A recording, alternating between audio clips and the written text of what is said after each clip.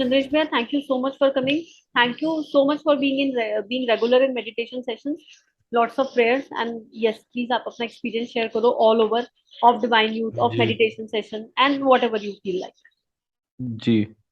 तो सबसे पहले तो ईला दीदी को थैंक यू कि उन्होंने फिर से इस बार हमको मतलब यूथ के साथ में जोड़ने का मतलब एक इनिशिएटिव लिया। तो मतलब ओवरऑल है कि जैसा मैं यहाँ पे देख रहा हूँ लोगों का जो प्रोफाइल है, दे आर फ्रॉम मतलब कोई 11th में है, कोई 10th में है, कोई कॉलेज में है शायद। तो मेरे से सब कोई छोटे ही हैं, सिर्फ मेरे से बड़ी ईला दीदी ही है। तो मतलब एक फिर रिस्पॉन्सिबिलिटी भी यहाँ पर बढ़ जाती है कि आप जो भी बोले, जो भी बताए, जो भी समझाए वो सटीक हो और जो एक्चुअली अनुभव किया हुआ हो, मतलब हवा में नहीं होना चाहिए। तो ये इनिशियली थोड़ा सा मैं अपने पास्ट में जाऊंगा। दीदी से तो मैं 5-6 महीने फरवरी में जुड़ा। जनवरी 31 या 30 को मुझे याद है, मुझे एक मैसेज मिला था कि इन्होंने थायराइड डिजीज जिस किसी मतलब लेडी थी, पता नहीं एग्जैक्टली नहीं, तो उनका एक में था देव परी व्हाट्सएप पे। तब तक मैं दीदी को जानता भी नहीं था। दीदी को मैं सिर्फ मतलब वो देव परिवार के जो वीडियोस थे उसमें दीदी काउंसलिंग लेने मतलब कुछ लोगों का सवाल का जवाब देती थी कि हमारा साधना में मन नहीं लगता, हमको फल नहीं मिल रहे। तो मैं सोचता था यार इतने अच्छे से ये कौन समझाता है, इतनी फुर्सत किसके पास में कि जिसके पास में ये सवाल का जवाब देने के लिए, जबकि ये तो ऐसे ऐसे सवाल है जो कि मतलब होता है कि अध्यात्म में मेरे को रुचि जरूर थी, अभी भी है, आगे भी रहेगी, ऐसा नहीं कि नहीं। काफी बचपन से ही मतलब जुड़ा हुआ हूँ दादाजी के टाइम से ही। मेरे मतलब मैं आपको बताऊं कि मेरे बर्थडे पे मुझे याद भी नहीं कि केक कटा है कि नहीं कटा। मतलब मेरा बर्थडे हवन यज्ञ के माध्यम से ही मनाया गया है गायत्री परिवार। मेरा आखिरी बर्थडे मुझे याद है 9th या हाँ 9th में था। तब रामनवमी के टाइम मेरा 6 अप्रैल को बर्थडे आता है, तो जनरली वो रामनवमी का पीरियड होता है, तो गायत्री मंदिर में उस टाइम 9 दिन के पूरी साधनाएं भी चलती है, तो वहीं मनाए जाते थे। तो इतना मतलब मेरा डीप कनेक्शन है। तो शायद आप भी उसी एज ग्रुप में हैं। तो मतलब मैं ये सोचता था यार ये कौन है जिसको इतनी टाइम है, फुर्सत है और मतलब बताती है, लेकिन सुनने में भी मतलब जो सॉल्यूशंस भी देती थी, हमेशा कहती थी कि एक दिन में नहीं आता है, धीरे धीरे आता है। तो मुझे भी एक चीजें पता थी कि यार जब हम पढ़ाई में एक दिन में रिजल्ट नहीं ला पाते, तो हम साधना की और जब हम मतलब उस उच्च स्तर के भाव की पहुंचने की कोशिश करते हैं, तब हम कैसे इतना जल्दी कि हमने 2 महीने की या 9 दिन का अनुष्ठान किया और हम कहेंगे कि हमारी सारी मनोकामना या हमारे अंदर जो भी इच्छा है वो पूरी हो जाए। तो ठीक है, मैं इनकी बात भी सुनता था, फिर इस तरह से था। तो इंसिडेंटली हुआ कि वो थायराइड वाला मुझे दिखा। तो मुझे भी पिछले 1 साल से यही प्रॉब्लम थी और बहुत से इश्यूज हुए। मतलब एक्चुअली ये एक ट्रोमेटिक डिसऑर्डर था, पोस्ट ट्रोमेटिक स्ट्रेस डिसऑर्डर। तो उस जर्नी को मैं मतलब क्योंकि मैं भी एक था कि चैलेंज लेने वाले में से ही हूँ आदमी, मतलब ऐसा मेरे मेरे को कभी मेरा और लाइफ में ये प्रायोरिटी जरूर थी कि यार मेरी जॉब लगे नहीं लगे, पढ़ाई हो या नहीं हो, लेकिन मुझे फिट रहना है, physically, mentally, emotionally, every aspect. और मेरा मतलब कॉलेज डेज में था, अभी तो 30 साल का हूँ, लेकिन आज से 5-7 साल पहले जब कॉलेज डेज में था तो मेरा एग्जाम भी होता था ना, उस दिन भी मैं 5 किलोमीटर दौड़ता था, मतलब सुबह 5 बजे उठ के। इस तरह का मेरा पैशन था। तो मैंने कहा यार इतना फिट आदमी जो इतना मेहनत करता है वो थायराइड का मेडिसिन कैसे खाएगा। तो मेरे को तो इतना डॉक्टर्स ने डरा दिया कि जिंदगी भर खाना पड़ेगा, ये करना पड़ेगा, वो करना पड़ेगा, ऐसा करना। तो मैंने एवरी एस्पेक्ट ऑफ लाइफ, यज्ञोपैथी, नेचुरोपैथी, होम्योपैथी, एलोपैथी, सारी चीज मैंने ट्राई की, लेकिन मेरे को वो सेटिस्फेक्शन नहीं मिल रहा था। मेरे को वो आंसर्स नहीं मिल रहे थे मेरी लाइफ के। और ये 1 महीने के पीरियड में सब कुछ हो रहा था। मतलब ये मेरे को जनवरी में 21 में हुआ था और 1 महीने में मैंने ये सारी चीजें ट्राई की। लेकिन धीरे धीरे क्योंकि था आध्यात्मिक एक रुचि और शायद गुरुदेव को यही इच्छा थी, क्योंकि मैं बहुत दौड़ रहा था और इतनी लेवल की प्रिपरेशन कर ली थी कि उस बीमारी में भी मैंने जो एग्जाम दी है वो क्वालिफाई की है, मैं आपको बताता हूँ मतलब। तो आप समझ सकते हो कि मेरी लेवल ऑफ प्रिपरेशन क्या होगी कि मतलब लेकिन वो उस टाइम ऐसा डरा, मैं ऐसा डरा कि मुझे इमरजेंसी पिल दी गई। मतलब ओनली जो होते ना डॉक्टर्स जिसको जब तक लिखे नहीं आपको मेडिकल स्टोर वाला देता नहीं था, और उसका भी रूल है कि एक बार में 10 से ज्यादा नहीं मिलती है। तो वो डॉक्टर मुझे लिखता था और उसने कहा कि बेटा जब भी एग्जाम देने जाएगा तो ये जेब में रख के ले जाना और इसको खा लेना, नींद नहीं आए खा लेना। लेकिन मैंने भी गार्ड बांध के रखी थी कि मैं खाऊंगा तो नहीं, एग्जाम छूट जाए, मेरे को कितनी दिक्कत हो जाए, मैं इस मेडिसिन को अपने ऊपर हावी नहीं होने दूंगा। और मैं बताता हूँ, इंटेलिजेंस ब्यूरो का एग्जाम होता है, असिस्टेंट सेंट्रल इंटेलिजेंस ऑफिसर का, वो एग्जाम देने में गया। वो एग्जाम की जो मतलब थी कि 11 11:30 बजे एंट्री थी। तो मुझे इतनी दिक्कत हो रही थी, इतनी एंजाइटी या इतना मतलब, वो पोस्ट ट्रोमेटिक, February 21 में एग्जाम था। पता नहीं क्या हो रहा था, मुझे तो समझ में नहीं। स्टेशन, मैं एमपी का रहने वाला हूँ, एमपी से मैं नागपुर, मेरा नियरेस्ट शहर है, नागपुर गया। नागपुर जाके मैंने कहा यार, घर पे झूठ बोल दूंगा कि एग्जाम दे के आ गया, लेकिन मैं यदि दिक्कत हुई तो मैं एग्जाम देने नहीं जाऊंगा। तो सबसे लास्ट में 11:25 पे मैं लाइन में लगा था एंट्री के लिए। 11:30 एंट्री क्लोजिंग टाइम था, मैं तब तक वेट ही करता रहा कि मेरे को दिक्कत होगी तो मैं नहीं जाऊंगा। तो फिर भी मैंने जेब में रखी वो। जेब में रखने के बाद में वो पिल थी जो मैंने पीछे वाले जेब में रखी हुई थी, एग्जाम सेंटर में घुसा। घुसने के बाद में मैंने कहा, थोड़ी दिक्कत होने लगी, वहां पे बहुत सारे लोग होते हैं, आवाज होती है, इस तरह से थोड़ी दिक्कत होने लगी। तो मैंने क्या किया कि वो पिल को सामने रख लिया, मतलब बॉटल के नीचे पानी की बॉटल लेके गया।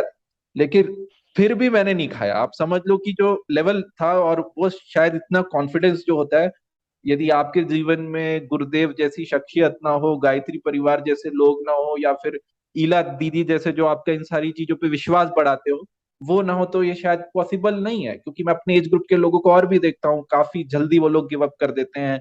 वो मेडिसिन खा रहे हैं अभी भी, बहुत सी तरह तरह की चीजें, कि सर्दी खांसी होती है, 1 दिन 2 दिन 3 दिन सर्दी खांसी हुई तो हम इतना जल्दी हार मान गए कि मतलब हम उसके लिए भी अपने शरीर को इतना कमजोर बना बैठे हैं कि हम वो उस पे डिपेंड हो जाते हैं। तो आप समझिए कि मैं तो मेंटली रूप से इतना डिस्टर्ब था। और उस स्थिति में मैं पेपर देने, एग्जाम देने जाता हूँ, और वहां पे भी मुझे वो पिल खाने की जरूरत नहीं पड़ती है। तो शायद ये तो मतलब कहे कि कोई परीक्षा ही भगवान ले रहा था, या फिर मतलब वो अध्यात्म की आपको जो लाना था, मतलब इस राह पे लाना था, तो उसकी सीढ़ियां में धीरे धीरे धीरे चढ़ रहा था। तो ये पूरा पीरियड हुआ, जाप में काफी मन लगने लगा, एक माला से शुरू किया था, लेकिन आज जो है कि आज लगता है कि खत्म ही ना हो, मतलब आज लगता है कि इसी में बैठे रहे। मतलब वहां पे पहुंचा, फिर जनवरी, 1 साल बाद दीदी से मिला। तो 5 फरवरी से मेरे सेशन शुरू हुए, बसंत पंचमी का दिन, गुरुदेव का आध्यात्मिक जन्मदिन। तो मैंने कहा देखो कि व्हाट अ कोइंसिडेंस, मतलब कि ऐसा जनरली होता नहीं है, बसंत पंचमी के दिन आपको गुरुदेव का जन्मदिन है, और उसी दिन आप दीदी के सेशन ज्वाइन कर रहे हो। और उस दिन के ध्यान और आज के ध्यान में मतलब डिवाइन यूथ तो एक मतलब स्पेशली बच्चों के लिए डिजाइन किया गया था, लेकिन मैं तो दीदी का रेगुलर सुबह वाले मतलब सेशन में हूँ। तो वो मुझे डिफरेंस पता चला है कि देखिए, सेंस तो उस टाइम भी था, दीदी से जुड़ने के पहले भी सेंस था कि यार गरीब की सेवा करनी चाहिए, पीड़ितों का जो है, छोटे लोगों का, या जिनके पास पैसे नहीं है उनको हेल्प करनी चाहिए। लेकिन आज जो डिटर्मिनेशन है, वो डिटर्मिनेशन उस टाइम नहीं थी। आज लगता है कि जो हम सोच रहे हैं, जो हम कर रहे हैं, वो एकदम सही है, और यही गुरुदेव का मार्ग है, और यही मतलब एक मानवता का और ह्यूमैनिटी का मार्ग है। उस सोच को, उस मतलब उस आज जो आज कंपटीशन है, जो प्रतिस्पर्धा है, उस युग में आप आदमी इतना स्वार्थी हो बैठा है कि उसको तो अपने भाई का, अपने बेटे का, अपने माता पिता का भी ख्याल नहीं रहता। उस चीज मतलब ये तो हमारे अंदर भी सब में होती है चीजें कि हम स्वार्थी बने यार, क्यों हम माता पिता की सेवा करें, क्यों हम अपने भाई पे ध्यान दें, हम हमारी भी, हमको भी तो करियर बना। लेकिन वो जो त्याग जो होता है, और वो त्याग ऐसा नहीं कि मजबूरी में किया हुआ त्याग, वो त्याग जो सिद्धांतों से किया हुआ त्याग, वो त्याग जो कि मतलब आदर्शों से किया हुआ त्याग जो होता है, और उसको जो मतलब स्ट्रेंथ प्रोवाइड की, वो प्रोवाइड मुझे ईला दीदी से जुड़ने के बाद ही मिली है। शायद नहीं मिलती तो उतना नहीं है ना, मैं बोल भी नहीं पाता इतना, ना आप लोगों से मिल पाता। तो ये इंसिडेंस है। तो यदि मैं अभी बोलने बैठूंगा तो शायद 1 घंटा और लग जाएगा। तो ज्यादा मैं नहीं करूंगा, बस लास्ट में एक मैसेज यही दूंगा कि आप लोग मेरे छोटे भाई बहन से भी छोटे हैं। मतलब मेरी छोटी बहन 3 साल मेरे से छोटी है, उसकी शादी हो गई। मेरा एक छोटा भाई है, मतलब चाचा जी का बेटा है, तो वो 18 19 ईयर्स का है, अभी 12th पास किया है। तो शायद आप उसी के ग्रुप के हैं। तो मैं कभी अपने छोटे भाई को, छोटी बहन को, या किसी भी आदमी को गलत राह, वो तो सलाह नहीं दूंगा। आपको बहुत लोग बोलते भी होंगे कि ये क्या जिस चीज में जुड़ गए हो, योग ध्यान भगवान की पूजा पाठ, इस एज में थोड़ी अच्छा लगता है, तो रिटायरमेंट के बाद की जाती है, बच्चे हो जाए उसके बाद की जाती है, सेटल हो जाओगे उसके बाद कर लेना। लेकिन ये सब नहीं है। मैं बताऊंगा, जब आपकी लाइफ में क्राइसिस आएगा, आप यहाँ पे शायद जेई की भी प्रिपरेशन करने वाले लोग होंगे, मेडिकल वाले भी होंगे, कुछ लोग यूपीएससी भी करेंगे, या वॉट एवर जिसका प्रोफेशन होगा, लेकिन जब लाइफ में क्राइसिस आएगा, आप कुछ भी कर लो, आप आईआईटी चले जाओ, आप एनआईटी चले जाओ, आप यूपीएससी कर लो, तो मैं बता रहा हूँ वहां पे आपको ये योग, ध्यान, मेडिटेशन और ईला दीदी की जो छोटी छोटी टीचिंग्स है, यही उस टाइम जब एक पेड़ के रूप में आपके रूप में आएगी, तो आप दुनिया की हर मतलब चीज का, हर कठिनाई का सामना आप इतने कॉन्फिडेंस से, इतने बढ़िया से कर पाएंगे। क्योंकि आज आप देखते हैं कि लोगों के पास खाने पीने की कमी तो नहीं है, लोगों के पास पैसे की कमी तो नहीं है, लेकिन फिर भी लोग इतने परेशान क्यों हैं? अच्छे अच्छे घर के, हम जब बड़े शहरों में, हम तो बहुत छोटे शहर में रहते हैं, लेकिन जब हम बड़े शहर में जाते हैं, देखते हैं यूथ को, आप लोगों की एज का यूथ है या कॉलेज गोइंग यूथ है, वो कितना डिस्टर्ब है, कितना डिस्टर्ब है, ड्रग्स ले रहा है, उसको पता नहीं है खाना क्या है, उसको पता नहीं है बोलना क्या है, उसको पता नहीं है सोसाइटी में बिहेव कैसा करना है। तो ये सारी जो चीजें होती है, वो यहीं से इंटीग्रेट आपके अंदर छोटे छोटे ये सीड्स दिए जा रहे हैं। और ये सीड्स को आपको रेगुलर, आप जब प्रैक्टिस करेंगे, रेगुलर जब आप इसको लाइफ में चिंतन करेंगे, स्वाध्याय करेंगे, और जीवन को जब उस तरीके से जीने की कोशिश भी करेंगे, मैं ये नहीं कहता कि 100%, लेकिन आप उसकी कोशिश भी करेंगे, तो आज से 10 साल, 15 साल जब आप मेरी एज में पहुंचेंगे, तो आप बताएंगे कि भैया सही कह रहे थे, दीदी ने एकदम सही बात बताई थी। मुझे आज भी इंसिडेंस याद है, मैं माता सरस्वती शिविर करने गया था 2000, आप लोगों की एज का होगा, 10th या 11th में ऐसा कुछ, हाँ 10th में था मैं। 2008 में 9 दिन का शिविर लगता है मथुरा में, गायत्री तपोभूमि मथुरा में। वहीं की शिक्षा थी जो आज मैनिफेस्ट हो पाई है, और इन 10, आज से 10-12 साल पहले की चीज आज वो मेरे अंदर इतनी मजबूत रूप से मतलब बैठ पाई है। क्योंकि शायद वहां नहीं जाता, क्योंकि मैंने देखा है, मैं तो हॉस्टल में रहा हूँ, मेरे को 6 साल हॉस्टल में रहने का एक्सपीरियंस है। आप लोग शायद हॉस्टल में नहीं रहे होंगे, मैं हॉस्टल में रहा हूँ, ऐसी स्थितियों में रहा हूँ जहाँ पे खाना बेकार मिलता था, पानी बेकार मिलता था, चारों तरफ नशा करने वाले, मतलब गवर्नमेंट, आप यकीन मानिए मत मानिए, आईआईटी में भी, आईआईटीज, मैं इंजीनियर हूँ बाय मेरी एजुकेशन,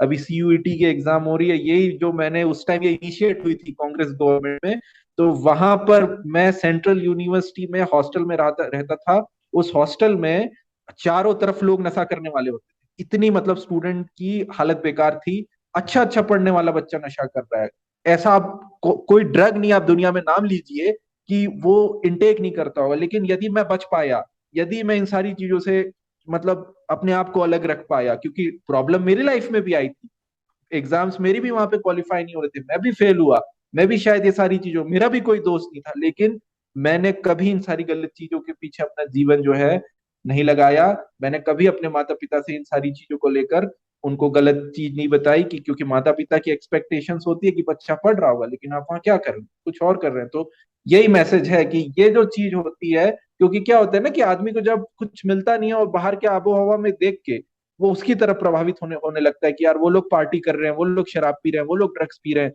तो हमको भी करना चाहिए। तो वो जो शिक्षा जो थी, वो गायत्री तपोभूमि से मेरे को दी गई, और वो पूरे जीवन भर, अभी भी, और इस जीवन की, जब तक इस शरीर रूप में हम रहेंगे, उस जीवन की अंतिम सांस तक ये रहेगी। और इसी जर्नी में जो ईला दीदी मिली, आप लोगों का बहुत परम सौभाग्य है कि आपको इतनी हेल्पफुल, इतनी मेंटर, और मतलब मेरी तो पर्सनली काफी उनसे मैसेज पे बात होती है, तो कभी वो मना नहीं करती। मतलब मैं क्या कहूँ, काफी चीजें तो उनसे सीखी हुई है। मतलब नहीं होता कि एक जो देने का जो भाव है, क्योंकि वो सिर्फ बोलती नहीं है कि देना चाहिए, उन्होंने वो किया है, मतलब इसको कहे कि मतलब प्रैक्टिकली वो चीजों को जी रही है। तो ये जो चीज है, शायद आप लोगों के बहुत सी चीजें समझ नहीं आ रही होगी, लेकिन जब आप इसको डीप पढ़ेंगे ना, डीप मतलब आप जब डेप्थ में जाएंगे और जब चिंतन में जाएंगे, तो मतलब समझ में आएगा कि ये जो पावर होती है और जो खुशी मिलती है देने के बाद में, वो सामान्य नहीं होती। मतलब आप आईएएस भी बन जाएंगे, आईआईटी भी चले जाएंगे, आप स्वार्थी जीवन जीते रह जाएंगे, लेकिन जो दीदी कर रही है, और मतलब मैं कितने इनडायरेक्टली लोगों को मैं जोड़ चुका हूँ दीदी से। मेरी सिस्टर जुड़ गई, उसकी फैमिली जुड़ गई, मेरे जीजा जी जुड़ गए, दीदी के वीडियोस देखते हैं वो लोग। आपका जो स्वाध्याय आता है रोज 10 मिनट 5 मिनट की जो सीरीज चलती है, जन्म शताब्दी पुस्तक माला, और तरह तरह की चीजें, मतलब बहुत से लोग कोशिश भी करते हैं जुड़ने की, लेकिन मैं तो अपने आप को बड़ा लकी मानता हूँ कि मैं जुड़ पाया। और इसी के साथ में मतलब अब यही कहूंगा कि अब ध्यान लगाना नहीं पड़ता, अब अपने आप घटित हो जाता है। इस लेवल पे दीदी ने मुझे पहुंचाया है। शायद ये गाइडेंस नहीं होता, शायद आप आती नहीं, शायद गुरुदेव से नहीं जुड़ता, दादाजी यदि गायत्री परिवार में काम नहीं करते, तो यहाँ पर इस जीवन में आज जिस स्थिति में हूँ, शायद ना वो बीमारी से बाहर निकल पाता। बीमारी तो आती रहेगी जाती रहेगी, लेकिन जो संघर्ष करने का जो दायित्व, और जो संघर्ष करने और अपनी जिम्मेदारियों को समझने का जो मतलब आपने एक मार्गदर्शन दिया है, वो जीवन में बहुत अमूल्य चीज है, और ये बनी रहे, यही प्रार्थना है। सभी को बहुत बहुत धन्यवाद। थैंक यू सो मच भैया। पहले तो hats off to your determination. बहुत बहुत बहुत सारी प्रार्थना कि जो आपके लिए श्रेष्ठ हो वही आपके जीवन में घटित हो। और केवल एक संघर्ष का समय नहीं है, वही है कि सोने को तपा के कुंदन बनाना है, कुंदन को हीरा बनाना है, रेस करना है। स्पिरिचुअली आपको रेस करना है गुरुदेव को। और जो आप अनुभव कर लो वो आप फिर जब दूसरों को बताते हो तो एक आत्मा अंदर से निकलती है वो आवाज कि कितना भी चैलेंज आ जाए हम नीचे नहीं जाएंगे। तो आपका कहा हुआ एक एक शब्द गुरु चरणों में समर्पित। यहाँ पर अपना कुछ भी नहीं है, हमें सबको पता है कि it is universe working in different form and I am blessed to be connected with so many master. और हाँ, अंतःकरण में मूल में तो परम पूज्य गुरुदेव वंदे माता जी हैं, लेकिन उनके डिफरेंट फॉर्म्स को जिया, उनके डिफरेंट फॉर्म्स को अनुभव किया, तो blessed I am. And blessed I am to be a medium. ये कृपा से ही आप किसी के लिए मीडियम बनते हो। और डिवाइन यूथ में तो आपका इन्विटेशन ही ऊपर से आया था। I was into meditation and I got a call कि आपको और मौसम भैया को इन्वाइट करना है उसमें। तो I there was no second thought. अब if it is a meditative message तो उसका कोई थॉट ही नहीं है सेकंड।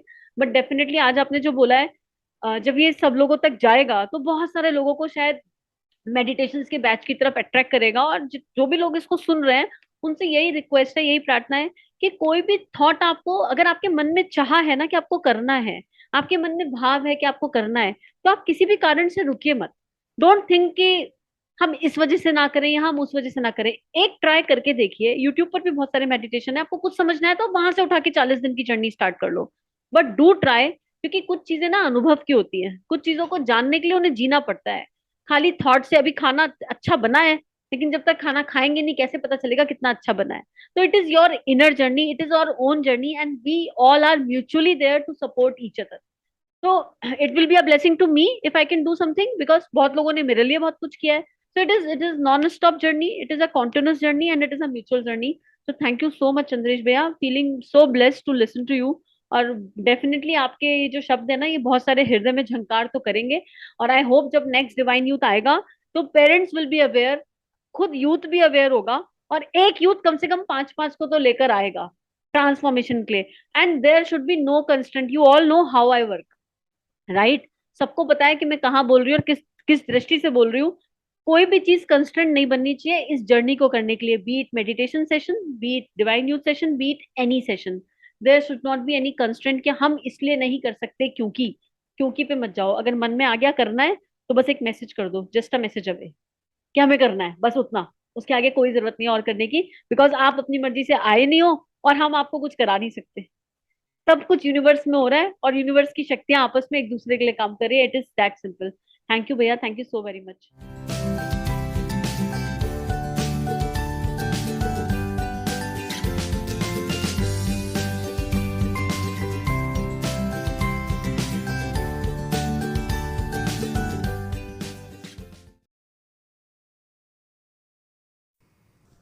हमारे YouTube चैनल को सब्सक्राइब कीजिए और बेल आइकन पर क्लिक कीजिए ताकि आने वाली सभी वीडियो की नोटिफिकेशन आपको मिलती रहे।